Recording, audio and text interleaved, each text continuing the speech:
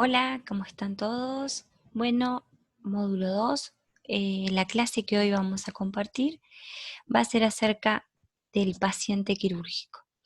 Hoy vamos a hablar sobre cuándo un paciente se le indica que tiene como parte de su resolución terapéutica, es decir, una persona tiene una patología. Y esa patología tiene que ser resuelta a través de una intervención quirúrgica. En el momento en el cual el médico, o sea, el cirujano o el médico le dicen al paciente, mira, esto que vos tenés lo vamos a tener que resolver con una cirugía, en ese momento el paciente pasa a ser lo que vamos a denominar un paciente quirúrgico. Existen diferentes tipos de cirugías y a veces la cirugía no es la resolución total de un problema de salud, sino que puede ser una cirugía para hacer una exploración, por ejemplo, para hacer un diagnóstico. Entonces, en ese caso, se le va a hacer al paciente una cirugía para ver qué, por ejemplo, en una biopsia, qué tipo de tumor tiene, si tiene un tumor benigno, maligno, o una cirugía exploratoria para ver qué es lo que realmente tiene. También las cirugías pueden ser reparadoras, por ejemplo, en el caso de un accidente o de una deformación. Pueden ser cirugías estéticas, en el caso de que exista alguna condición de que la persona esté afectando su autoestima o no solamente su salud, porque existen cirugías en las cuales las personas se someten que no tienen que ver con su salud física, sino que sí tienen que ver con su salud mental, con su autoestima, con su bienestar, este, porque conocemos mucha gente que se hace determinadas cirugías del tipo estéticas, que decimos para qué se las hacen, si puede vivir igual, si no es que tenga una enfermedad que lo vaya a matar, en fin, pero que son realmente soluciones que la gente busca para mejorar su salud. Y si entendemos a la salud como el completo bienestar biopsicosocial y no la mera ausencia de enfermedad, bueno, también tenemos estas cirugías. Bueno, volviendo al tema del paciente quirúrgico, la persona va a la consulta y el médico dice, mira, hay que operarte. En ese momento, ese paciente se transforma o se convierte en lo que vamos a llamar un paciente quirúrgico. Este paciente quirúrgico va a atravesar por diferentes etapas. Va a pasar la primera etapa, va a ser el preoperatorio. Luego va a tener una parte que se va a denominar intraoperatorio, que es cuando le están haciendo la cirugía propiamente dicha dentro del bloque quirúrgico, y posteriormente va a pasar a una etapa que se va a denominar el postoperatorio, que es a su vez va a estar dividido en diferentes etapas. Vamos a tener un postoperatorio inmediato, uno mediato y otro alejado. Todas va a dejar de ser un paciente quirúrgico cuando tenga el alta total del médico. Muchas veces, por ejemplo, nosotros nos vamos de alta después de una intervención quirúrgica, pero esa alta está condicionada a tener cuidados en nuestra casa. Por ejemplo, las personas se van con los puntos de la cirugía de alta y luego tienen que concurrir a controles para curación, para retirarse los puntos. Entonces son altas provisorias, por tanto el paciente sigue en postoperatorio. Quedaría fuera de la condición de paciente quirúrgico cuando el médico le dice, bueno, mira, ya está, estás de alta, podés hacer tu vida normal, trabajar, en fin. Vamos a apoyar esta clase con nuestro PowerPoint de paciente quirúrgico que voy a pasar a compartir. Muy bien, acá vamos.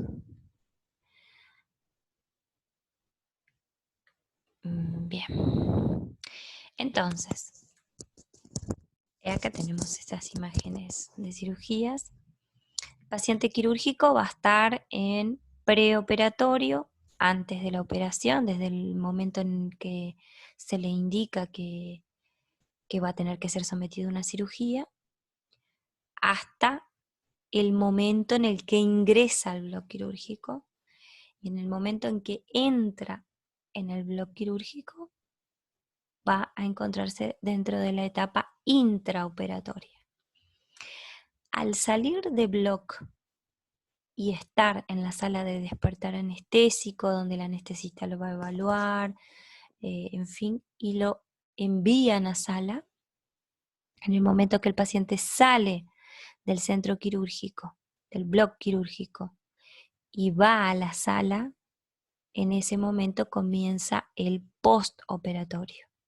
Y este postoperatorio, como dijimos hoy, puede ser inmediato, mediato y alejado.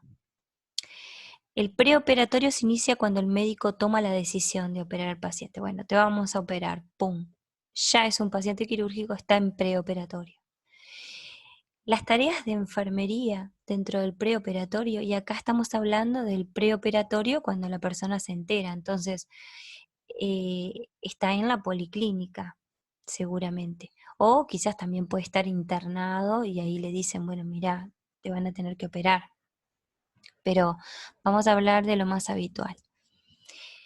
En este caso, enfermería deberá tomar todos los datos patronímicos del paciente, sus antecedentes. Es muy importante conocer si el paciente posee alguna patología de base, una patología crónica, si el paciente es diabético, si el paciente es hipertenso, si tiene alguna condición de inmunodepresión, si el paciente, por ejemplo, ya ha sido operado anteriormente, de qué se operó, si tiene antecedentes familiares de enfermedades cardiovasculares, etcétera.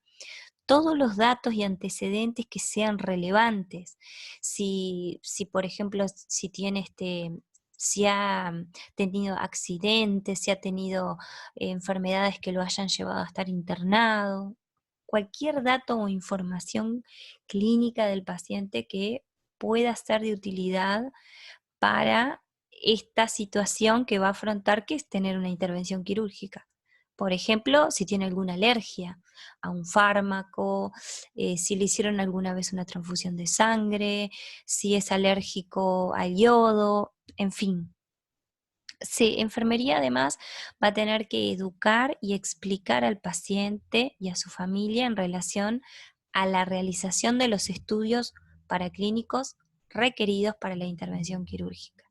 Esto quiere decir que nosotros no solamente vamos a estar en contacto directo con el usuario o con el paciente, sino también con el familiar, y nos vamos a apoyar muchas veces en el familiar, sobre todo en los casos que estemos hablando, por ejemplo, de un adulto mayor o de un niño pequeño, en donde la familia o el acompañante va a ser de gran utilidad para aportarnos datos, por ejemplo, sobre sus antecedentes o datos actuales.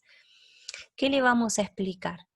Que se va a tener que operar y que para operarse vamos a tratar de hacer un chequeo o una evaluación de su estado actual.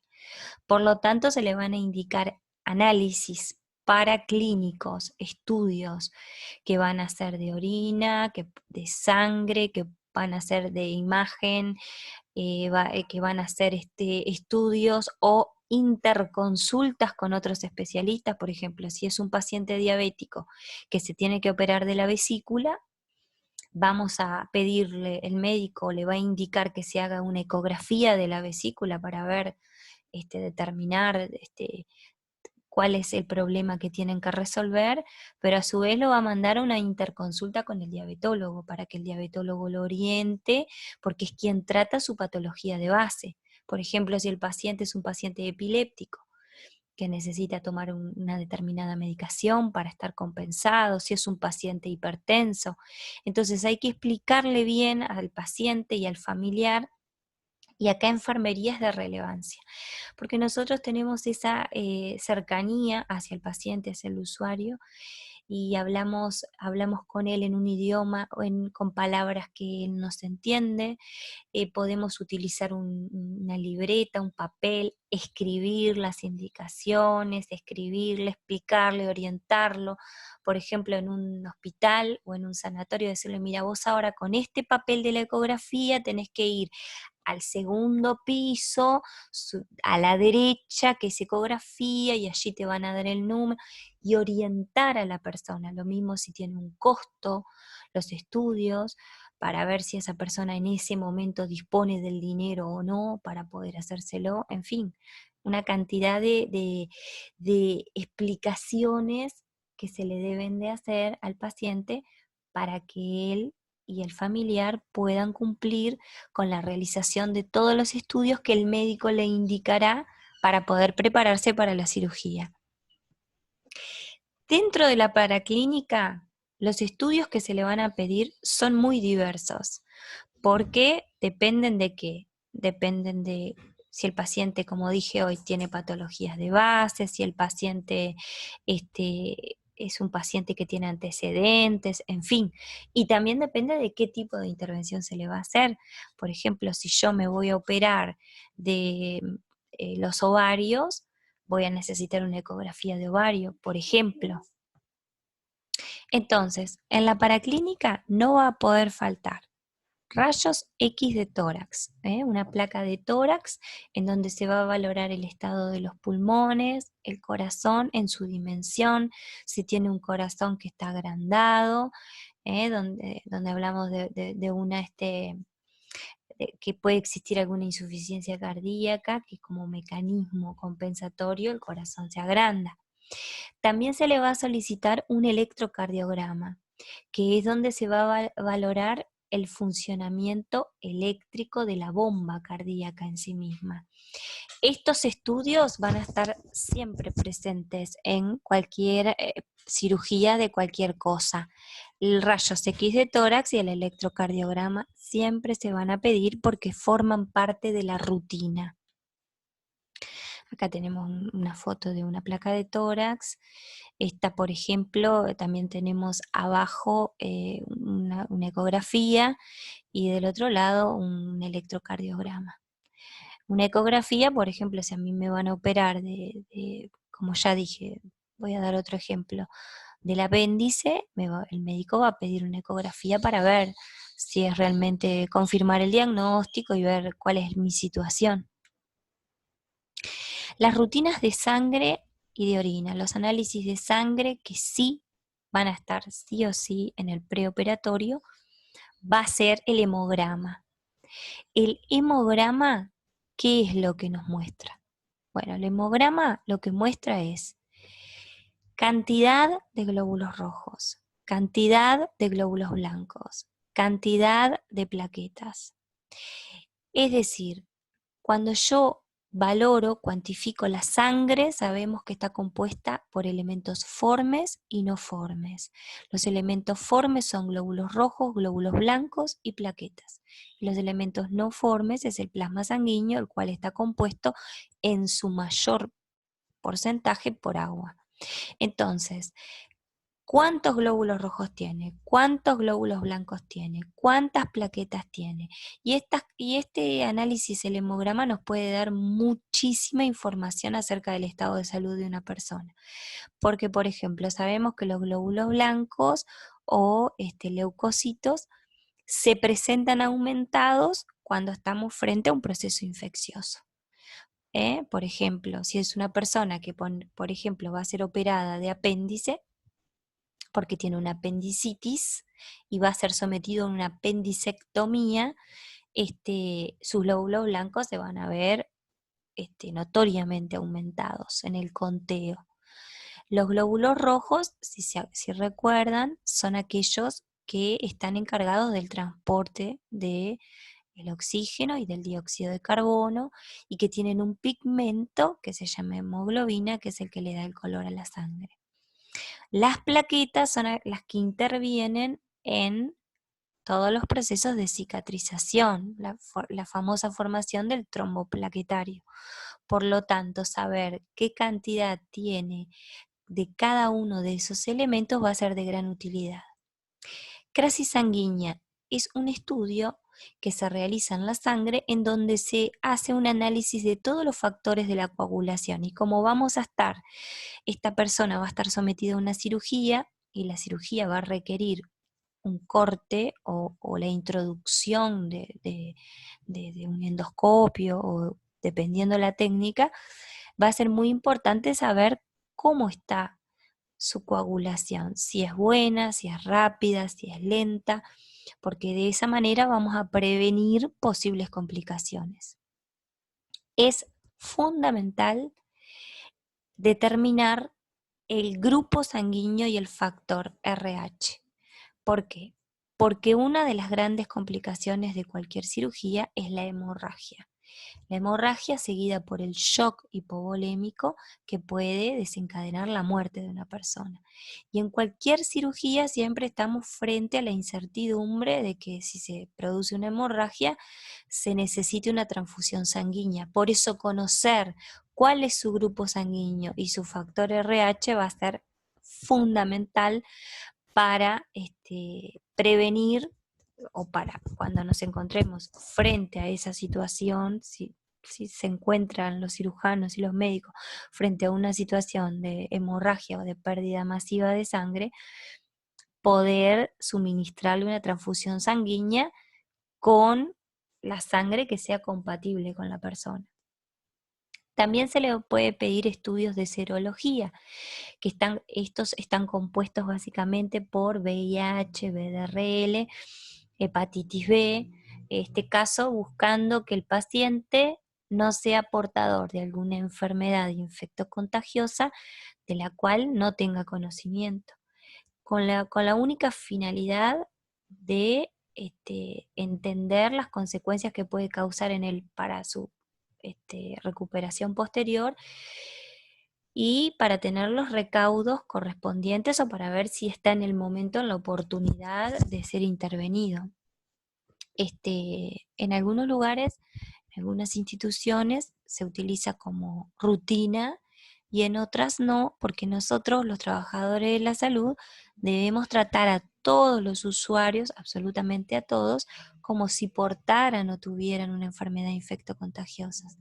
Quiero decir, la utilización del uniforme limpio y completo, la utilización de guantes, el correcto lavado de manos y la correcta clasificación de los residuos hospitalarios son las 4 medidas básicas, las 4 normas de bioseguridad que siempre debemos utilizar frente a cualquier paciente.